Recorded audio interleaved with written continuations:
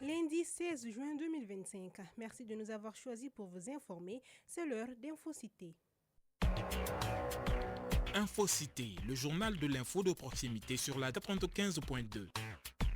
Au sommaire de ce journal, Assemblée générale d'information et de sensibilisation sur la délinquance juvénile. C'est à l'initiative du Conseil communal de la jeunesse de la commune 4. La consommation de drogue et la prolifération des armes légères étaient au cœur des échanges. Le 23 juin prochain auront lieu les examens du baccalauréat. Afin d'être prêts pour le jour J, les élèves sont en pleine révision aussi bien au lycée qu'à l'école. Mohamed Bari est allé à la rencontre de certains élèves. Et le brevet de technicien BT1 et BT2 session de juin 2024-2025 a débuté ce matin. Mettre fin à la pollution plastique mondiale et restaurer les terres, exploiter les opportunités, tels sont les thèmes nationaux de l'édition 2025 de la quinzaine de l'environnement. Cette quinzaine se déroule du 5 au 17 juin et célèbre à la fois la Journée mondiale de l'environnement et la Journée mondiale de lutte contre la désertification. Voici pour les titres, le développement c'est tout de suite. Bonjour à toutes et à tous. À la présentation, Awakeza Sidibé, à la mise en onde, Malik Kansaï. Tout d'abord, le président de la transition, le général d'armée Assimi Goïta, a posé ce lundi la première pierre de la nouvelle raffinerie d'or du Mali. L'infrastructure aura une capacité de 200 tonnes par an avec une participation de l'État malien au capital social à hauteur de 62%. Elle est le fruit de la coopération entre le Mali et la Russie. La construction de cette raffinerie vise à contrôler la production d'or et la traçabilité de l'exploitation artisanale. Ensuite, ce lundi 16 juin 2025 marque le début des épreuves des brevets de techniciens BT1 et BT2 au Mali.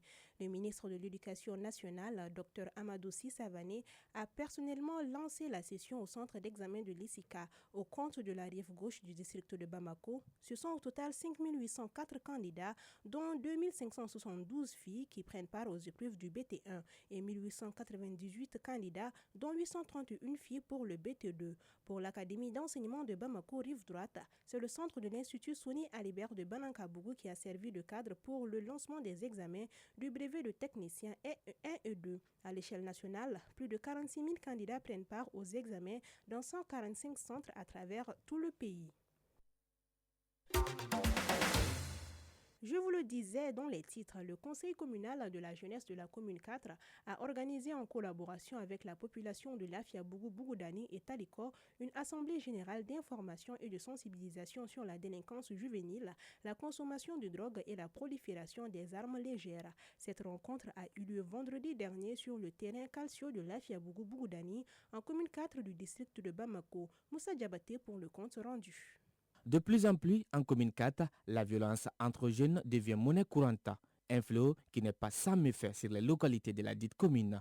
Pour y mettre fin, le conseil communal de la jeunesse de la commune, en collaboration avec les organisations de la société civile, ne cesse de sensibiliser les parents sur ces mots qui sont, entre autres, délinquance juvénile, consommation de drogue et prolifération des armes légères. Moussa Traoré, président de la jeunesse de la commune 4. Cette activité va permettre tout d'abord aux parents de connaître les effets néfastes de la drogue et d'avoir certaines notions et que la drogue peut nuire à la vie de leurs enfants. Et pour bien sensibiliser les parents et sensibiliser les jeunes aussi pour dire non à ces consommations de drogue et à ces violences juvéniles au sein de notre commune. À leur tour, les parents soucis remercient les initiateurs, tout donnant l'assurance de leur implication implacable dans cette campagne. Sané Kamara, parents.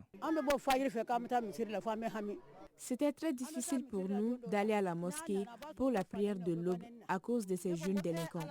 Aujourd'hui, avec cette campagne de sensibilisation, on arrive à récupérer nos enfants. C'est un ouf de soulagement pour nous les parents. On remercie les initiateurs pour cette session de sensibilisation. On continue de prier pour nos enfants et pour le Mali.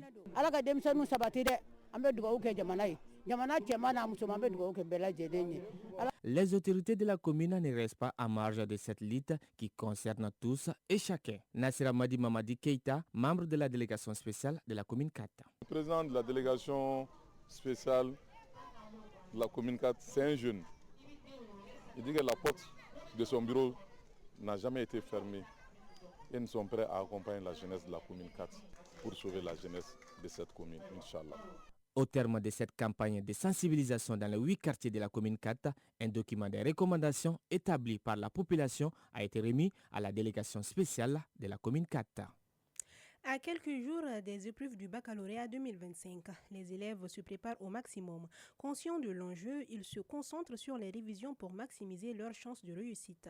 Pendant que certains s'activent dans les salles de classe, d'autres reçoivent des cours à domicile avec bien sûr le concours des professeurs. Mohamed Bari. Mamoutou Koulibaly, professeur de sciences, physique et chimie au lycée Teria. Nous sommes en révision sur le circuit RLC. Vraiment ça va. Parce que surtout la dernière phase, c'est la phase importante, il faut bien les maintenir en classe. Donc on est dans ce cadre-là pour les révisions, les accompagner. La réussite au bac, c'est lié à 80% à la dernière phase, hein, c'est ça. Le compte à rebours a commencé pour nos candidats au baccalauréat 2025. L'heure est maintenant aux révisions, après quelques mois d'assimilation des cours. Nous nous sommes rendus dans quelques lycées où les élèves se disent fin prêts pour ces examens. Abdou Guindo, élève en classe de terminale sciences expérimentales au lycée Teria. Et si on se relâche pendant la dernière phase, on voit ça va vraiment pas. Peut-être on peut faire des exercices séparés sur plusieurs chapitres, mais si on nous donne des chapitres condensés, donc ça pose plus de problèmes. Abdoulaye Traoré, élève en classe de terminale sciences expérimentales au lycée SAM. Grâce à l'établissement qui a pris ces initiatives pour les cours de renforcement, je n'ai pas trop de difficultés dans les matières aussi. Ça va en quelque sorte, quoi. Et je suis prêt actuellement quand même même si le bac c'est aujourd'hui, je suis prêt actuellement quand même à faire le bac. Les responsables d'établissement, impliqués depuis le début de l'année, ont organisé des cours de rattrapage et de soutien afin de mieux aider les candidats. Ousmane Damélé, professeur de philosophie. Ici, l'apprenant est au centre de sa formation. Il s'agit de lui mettre en situation d'apprentissage tout en lui posant des questions, tout en lui soumettant alors des exercices auxquels il va fervement participer pour essayer de donner son point de vue en termes de réalisation des résultats. Abdoulaye Sidibé, proviseur du lycée Teria. Les cours normaux se déroulent normalement dans les classes. Il y a aussi les cours de rattrapage organisés par l'administration gratuitement pour renforcer les capacités des élèves. Et en dehors de ça aussi, les élèves vraiment se regroupent par instruction donnée par l'administration pour faire des exercices, parfois aussi soutenus par les professeurs en cas de difficulté. Le baccalauréat débutera le 23 juin sur toute l'étendue du territoire malien. Bonne chance aux candidats.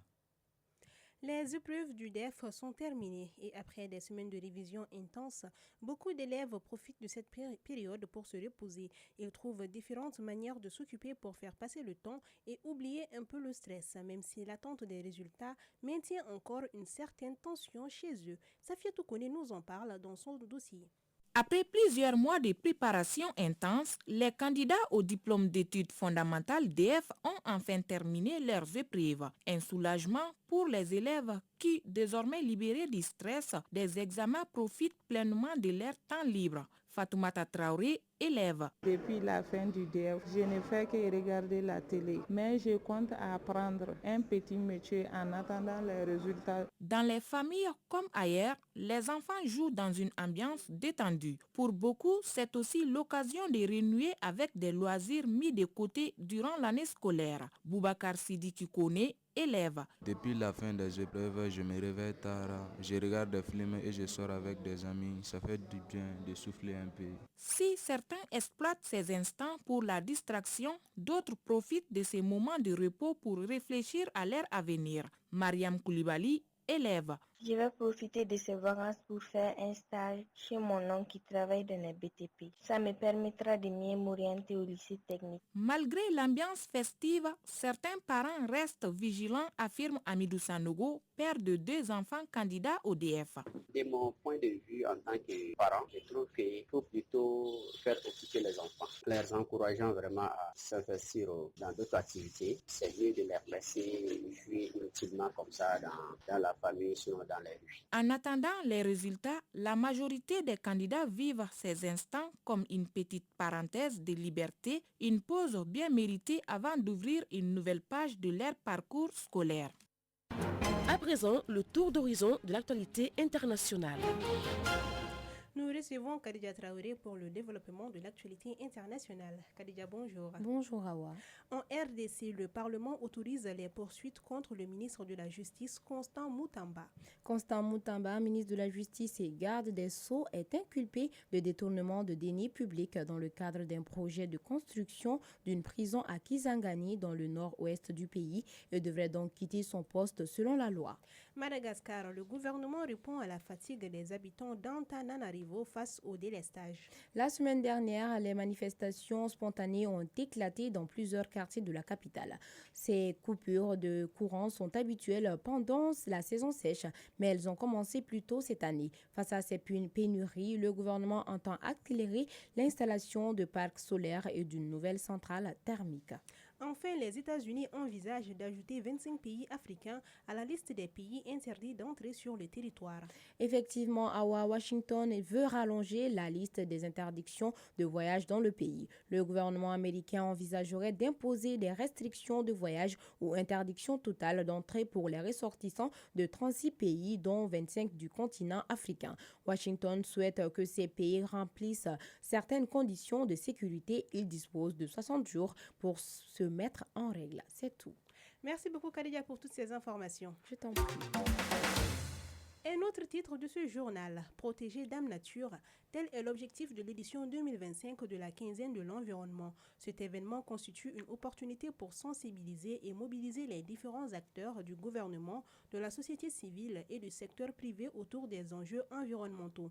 Au Mali, cette quinzaine se déroule du 5 au 17 juin autour des thèmes nationaux retenus que sont mettre fin à la pollution plastique mondiale et restaurer les terres, exploiter les opportunités. Mariam Dao pour les détails. Cette année, la quinzaine de l'environnement accorde une importance particulière à 3 dates majeures, à savoir le 5 juin, Journée mondiale de l'environnement, le 6 juin, Journée africaine de l'environnement et le 17 juin, Journée mondiale de la lutte contre la désertification. Jonathan Pouchoukou, chef assainissement à la voirie de la commune 6, souligne l'importance de cette initiative. Nous sommes à la 26e édition. C'est 2 semaines d'activités intenses sur les questions liées à la protection de l'environnement, à l'insalubrité, au changement de comportement, à tout ce qui peut améliorer les cadres de vie quant à la protection de l'environnement. C'est en lien avec ça, il y a des activités intenses en termes de curage de caniveaux, collecteurs, en termes même d'organisation de journées de salubrité, la mobilisation sociale pour mettre les populations au cœur même de cette quinzaine. Comme on le dit,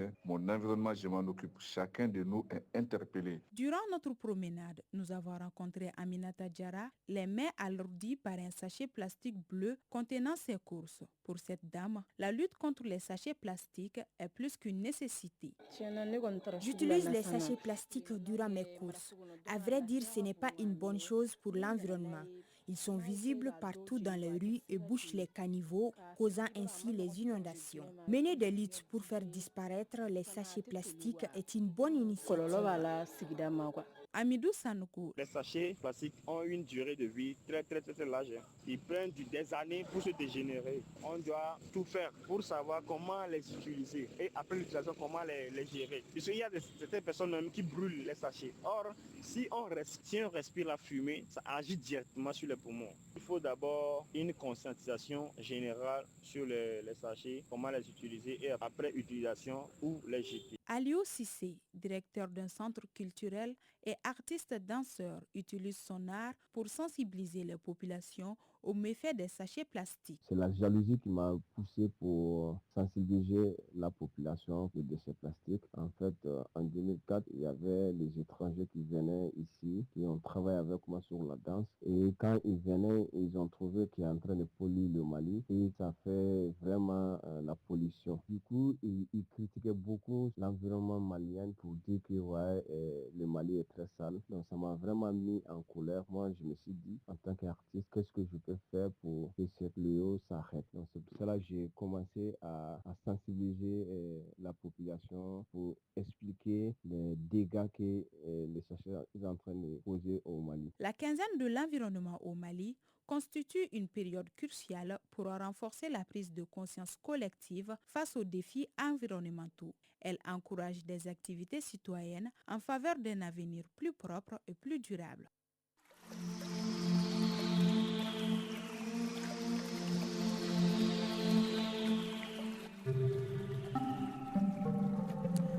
météo avant de boucler cette édition. Le thermomètre affiche 31 degrés sur Bamako et environ.